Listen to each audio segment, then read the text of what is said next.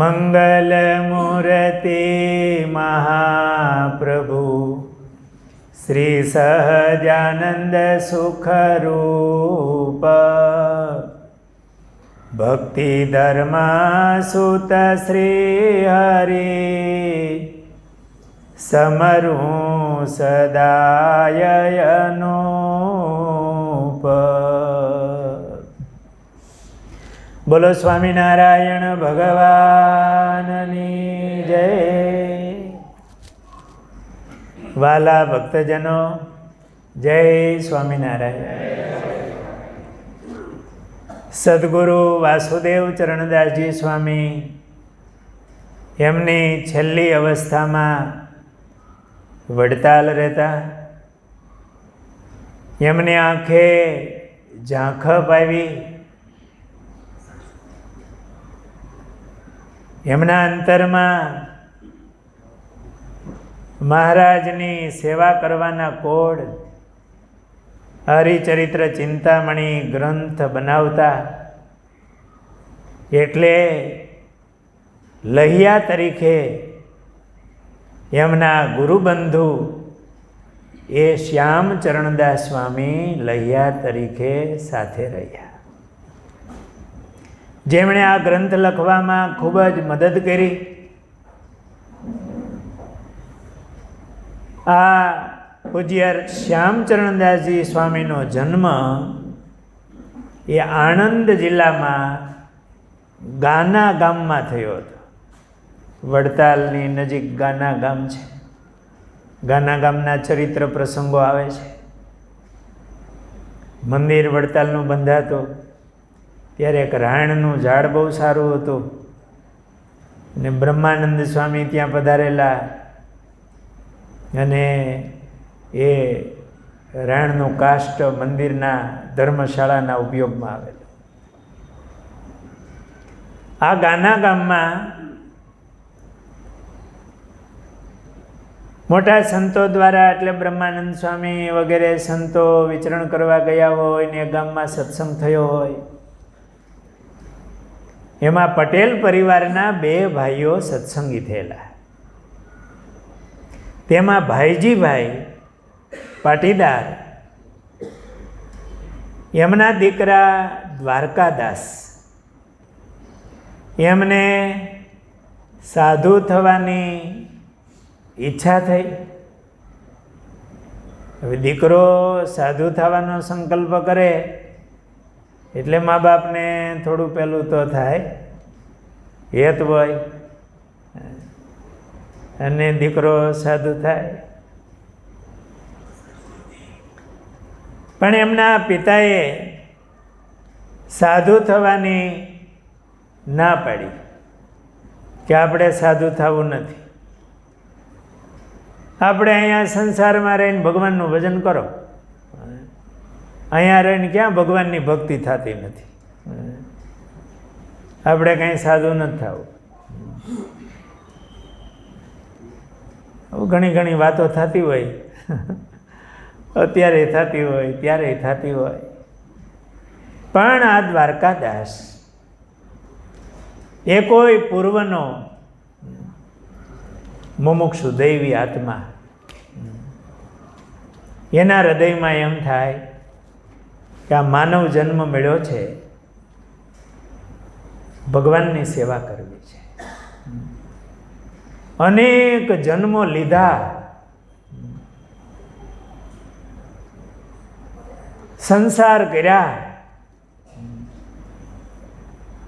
પણ આ જન્મે મહારાજની સેવા કરવી છે. નિષ્કુળાનંદ સ્વામી એવું લખ્યું, એક એક ને ઉદર નર આવ્યો રે,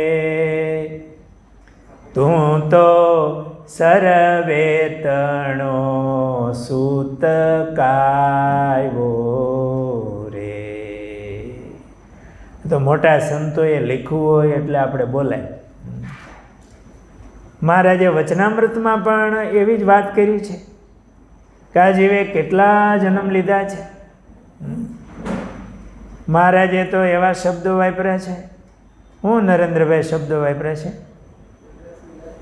હે?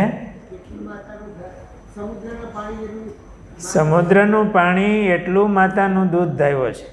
અને આ જગતમાં જેટલી નાના મહારાજ કંઈક શબ્દો વાપર્યા છે. કોણ કહે છે? આ પૂર્વ જે બીજા લક્ષ 84ના દેહ હોય ને એને યાદ કર્યા છે. કૂતરી, હે, મીનડિયું, એવું બધું લખ્યું છે મારે. એ બધાને પેટ જન્મ લીધા છે. કારણ કે આપણો આત્મા છે એ અનાદિકાળનો છે અને અનેક જન્મો લીધા છે. લખ 84માં આપણે પશુની યોનિમાં પણ જઈ આવ્યા છીએ. આપણે આસ્તિક છીએ, પૂર્વ જન્મમાં આપણે માનીએ છીએ અને એની સાબિતીઓ પણ હોય છે. એના સંસ્કારો પડ્યા છે. અનેક જન્મો લીધા છે અને એ જન્મોમાં જે કર્મ પ્રમાણે એના ફળ પ્રાપ્તિ સંસ્કારે બધા દેહો મળ્યા હોય. એક ચકલાનો દેહ હોય તો એમાં માળો બનાવે, એ ચકોચકી હોય, બચ્ચાને જન્મ આપે, બચ્ચાને મોટા કરે. આ ભગવાનની એવી માયા છે અને ભગવાને એ મોહ મૂક્યો છે. એટલા માટે તો આ સંસાર ચાલે છે. એ જણ લઈ આવીને બચ્ચાને આપે. પછી બચ્ચા મોટા થાય ને બચ્ચા ઉડી જાય. એમ આ ભગત દ્વારકાદાસ એમને એમ થયું કે મારે હવે આવું કરવું નથી, કે હું માળો બાંધીશ, બચ્ચાને બાળકોને જન્મ થશે, બાળકો મોટા થાય ત્યાં આપણે ઉડી જઈએ. આવું જ હોય ને, બોલા એ ઉડી જાય અને આ ઉંમર થાય એટલે આપણે ઉડી જવાનું. પણ મને આ માનવ દેહ મળ્યો છે. સંતો ક્યારેક મોટા સંતો પધારતા હશે, નંદ સંતો, બ્રહ્માનંદ સ્વામી વગેરે વાતો સાંભળી હોય અને બ્રહ્માનંદ સ્વામીના છંદો એવા હો અને વૈરાગ્ય થઈ જાય એવા. એ શબ્દો સાંભળવા જોઈ. હું તમને કંઈ સાધુ થવાનું નથી કહેતો, પણ વૈરાગ્ય તો કેળવવો પડશે.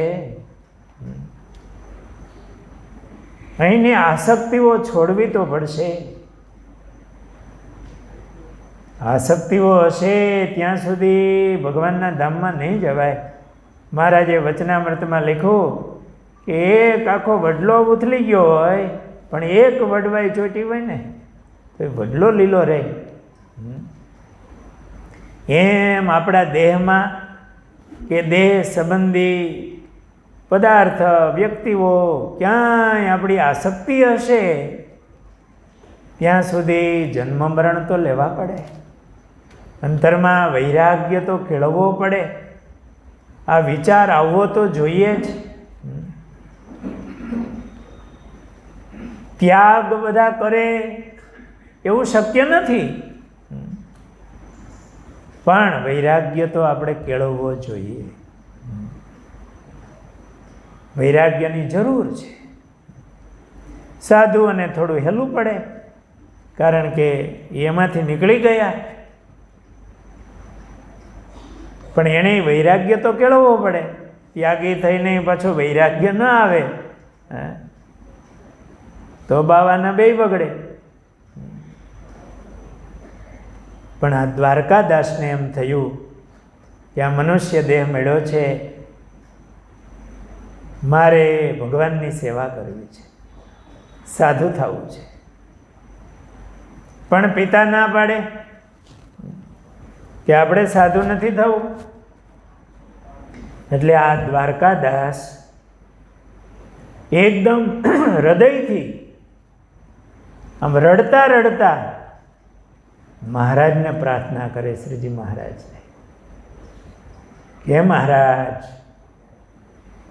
મારે તમારો સાધુ થઈને તમારી સેવા કરવી છે, મારે આ સંસારમાં જવું નથી, મહારાજ તમે મદદ કરો. આવી એક મુમુક્ષુ હૃદયથી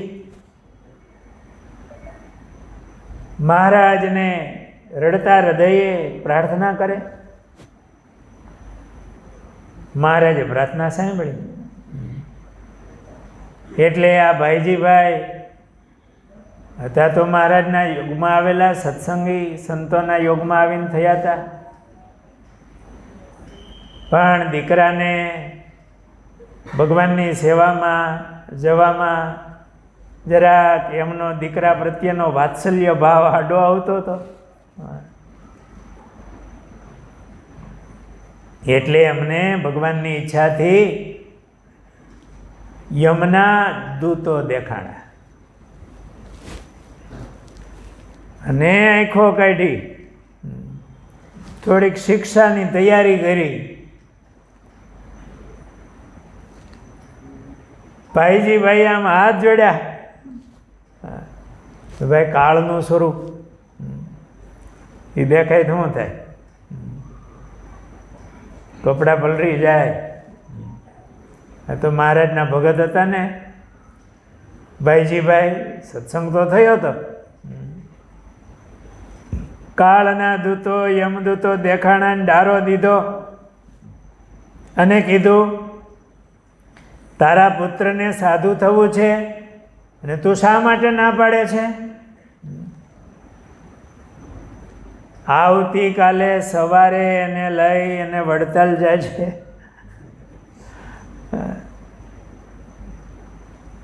સાધુ થવા દેજે, નહીતર અમે વધારે શિક્ષા કરશું. આટલું કહીને યમના દૂતો ગયા. પછી શું થાય? કાળનું સ્વરૂપ દેખાણું. ભાઈજીભાઈ તો સત્સંગી હતા. એમના દીકરા દ્વારકાદાસને કીધું, બેટા તારી શું ઈચ્છા છે? મારે સાધુ થવું, હાલ. એમને લઈને વડતાલ આવ્યા અને યોગીરાજ સદગુરુ ગોપાળાનંદ સ્વામીને મળ્યા.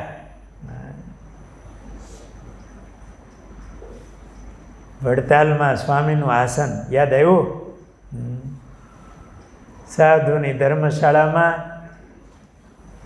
ગોપાળાનંદ સ્વામી ત્યાં બેઠા હશે. ભાઈજીભાઈ આવ્યા. ભાઈજીભાઈ ને દ્વારકાદાસે સ્વામીને દંડવત કર્યા, પગે લાગીને બેઠા ને સ્વામીને હાથ જોડીને કીધું, સ્વામી આ મારા પુત્ર દ્વારકાદાસને સાધુ થવાની ઈચ્છા છે, તો સ્વામી એમને તમે તમારી સેવામાં રાખો અને સાધુ થઈને તમારી સેવામાં રહે સ્વામી, હું રાજી છું. એમ કહી પોતાના દીકરાને આ સત્સંગની સેવામાં ગોપાળાનંદ સ્વામીને હોંપ્યા. એ ભાગ્યશાળી પિતા, એનો સંસાર ગૃહસ્થાશ્રમ સફળ. એના દીકરા મહારાજના સાધુ થયા. ગૃહસ્થાશ્રમને શ્રેષ્ઠ કીધો છે. આ સાધુઓ, મોટા મોટા સાધુઓ બધા એવા ક્યાંથી? હા, તમારા આશ્રમમાંથી, ગૃહસ્થાશ્રમમાંથી આવ્યા. એટલે એ આશ્રમ મોટો આશ્રમ છે.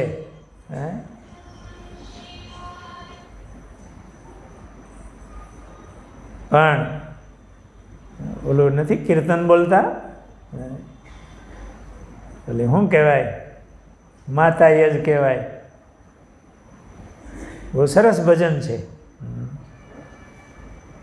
જન્મ જે સંતને આપે તે જ જનેતા કહેવાય.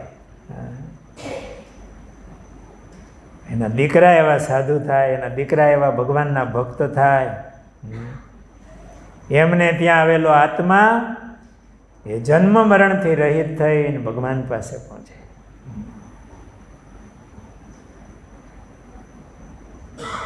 હા ભાઈજી ભાઈએ ગોપાળાનંદ સ્વામી પાસે આવી એમના દીકરાને આપ્યા અને પ્રાર્થના કરી. ગોપાળાનંદ સ્વામી પણ બહુ રાજી થયા. પછી સ્વામીએ ગોપાળાનંદ સ્વામીએ રઘુવીરજી મહારાજ પાસે એમને દીક્ષા અપાવી અને શ્યામચરણદાસ સ્વામી નામ પાડ્યું. એ પણ બહુ મહિમાના અંગવાળા હતા, બહુ શ્રદ્ધાવાન સંત હતા. તેમણે પણ ખૂબ સેવા કરેલી અને આ ગ્રંથના લેખનમાં લહિયા તરીકે રહ્યા. લહિયાની સેવા કરવી એ કઠણ હો. અટાણની જેમ પેનો નહોતી, એ કાગળ હોય, પછી ખડીયો હોય, એમાં શાહી બનાવવાની હોય, અને કલમ હોય, એને બોળીને લખવાની. પાછું એક હરખા અક્ષર થવા જોઈએ, નહીંતર પહેલાં બળી હોય એટલે ઘાટું થાય ને પછી ઝાંખું થાય. આપણે જૂની પ્રતો જોઈને આમ ભૂલી જાય કે આ છાપેલી છે કે લખેલી. એક લાઈનમાં એવા આમ સરસ લખેલું હોય, અક્ષરો એવા સરસ થતા હોય, શ્રદ્ધા સાથે લખવું પડે. એ વાસુદેવ ચરણદાસ સ્વામી બોલતા હશે ને શ્યામચરણદાસ સ્વામી એ પ્રમાણે કલમ લઈને લખતા જાય, એના ખરડા તૈયાર થાય અને એક ગ્રંથ બને. બહુ મહિમા હોય ત્યારે આવી રીતે ગ્રંથની રચના થાય. આ શ્યામચરણદાસ સ્વામી આવી રીતે ગોપાળાનંદ સ્વામી પાસે આવ્યા હતા અને મહારાજના સાધુ થયા અને વાસુદેવ ચરણદાસ સ્વામી એમના ગ્રંથમાં એમનો છેલ્લે આભાર માન્યો કે અમને આ ખૂબ ઉપયોગી થયા લખવામાં. અને પોતાની આંખની ઝાખપ હતી એમાં પણ આ ગ્રંથની રચના કરી. આવા મહારાજના મહિમાવાળા આ વાસુદેવ ચરણદાસ સ્વામી હતા. એ મહારાજના ધામમાં પધારે એ પ્રસંગને આપણે આવતીકાલે લેશું. સહજાનંદ સ્વામી મહારાજ.